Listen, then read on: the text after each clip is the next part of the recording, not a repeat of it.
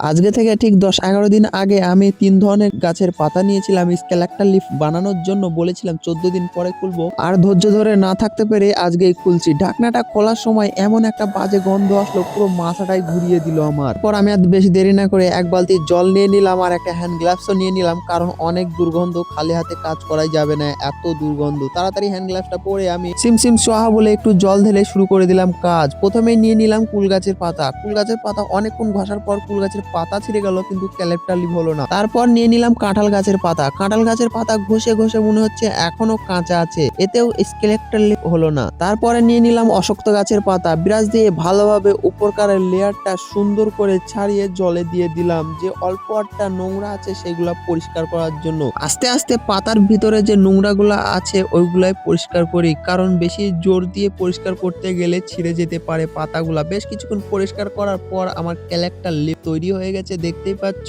তোমরা যদি চাও কাঁচা অশক্ত গাছের পাতাকে গরম জলে ভালোভাবে সিদ্ধ করে স্কেলেক্টাল লিফ হয় কি, তাহলে কমেন্টে বলো। আর যদি চাও এই পাতা দুটো শুকিয়ে ভালোভাবে কালার করার জন্য, তাহলে পার্ট 2 কমেন্ট করো। তো দেখা হচ্ছে পরবর্তী ভিডিওতে। ভালো লাগলে লাইক কমেন্ট শেয়ার করবে। Bye bye.